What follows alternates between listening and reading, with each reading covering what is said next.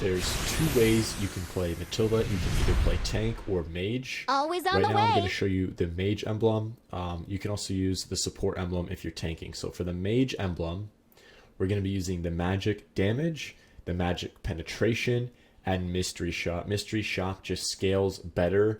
Mathilda already one-shots people when you rotate to the side lanes, which is why you don't need to take the damage emblems at the bottom, and that's why I go mystery shop.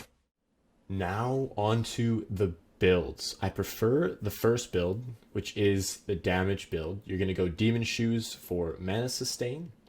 Glowing Wand is going to be her core damage item. You're going to build Immortality next.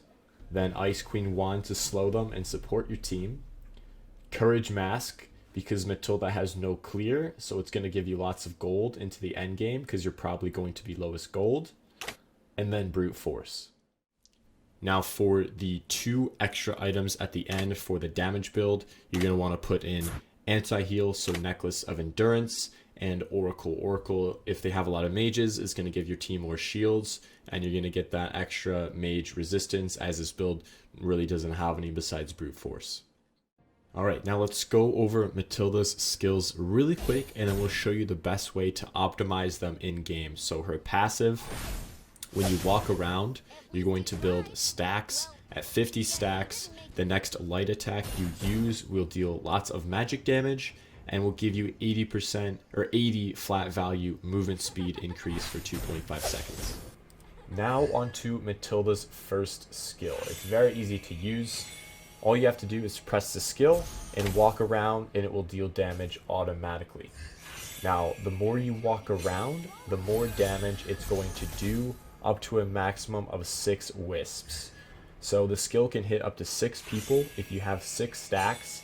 In order to get 6 stacks, you have to either have insanely high movement speed, or you can press your first skill and use your ultimate to get 6 stacks, assuming that you fly around the whole time and you don't press the ultimate early. A little trick is you can send the wisps early if you need some kind of instant burst damage, and it can also reveal enemies in the bush as well. Alright, on to Mathilda's second skill. It's a dash skill, or a gap closer skill, which I would call it, and it gives your allies shields and you a shield. It does scale with magic power, so the more magic power you have, the bigger the shield. And if your allies are in range, when you use the dash, they can also travel to you. So you can either use it defensively. If your allies need help and you need to retreat, you can dash backwards to save them. Or if you need to get a good engage, you can use your first skill, your second skill to dash, and your ultimate. So that way teammates can travel to you after you get a good engage.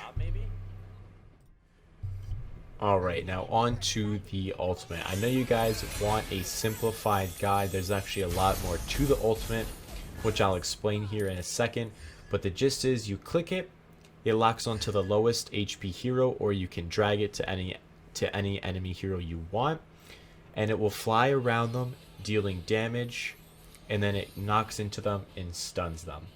Now I'm going to show you in a second is if you're actually out of range and you click the ultimate, you might not fly in a circle, and you might fly in a straight line, which is very bad, because the ultimate won't be doing any damage, and you won't build your wisps on your first skill because you didn't fly around enough.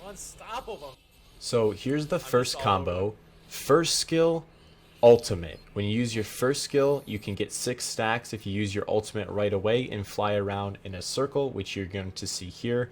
I get 6 stacks on the Chang. The Chang is 1 HP. All my wisps hit the Chang because there's no one else in radius of my first skill, and she's low enough to be executed. In the early game, a very common combo is first skill, and then second skill, and then light attack. And you want to prioritize only the enemy hero sending your wisps on. You don't want there to be any minions hitting your wisps. That way your wisps can have full damage on the enemy hero. Another combo is using your ultimate to avoid enemy stuns or hard crowd control. In this case, I tried using the ultimate to avoid the Chow flicker. Now it did go off as soon as Chow didn't follow up his stun, I think because of my teammate, and I was able to get around the other side, avoid the enemies, come in, and notice how I sent my wisps early, so I didn't have to wait around taking extra damage. As soon as I was at 6, I hit him with the ultimate, I sent my wisps, and I was able to retreat. In this clip, I used my second skill to give Batoski, who's playing the Brody, extra mobility in order to lock down the Bruno. So you can see he uses my skill right here. He speeds up and he locks down the Brody for a nice 3-man team wipeout. Thank you guys for watching. If you have any questions, feel free to ask them during the live stream. I live stream every day, and see ya.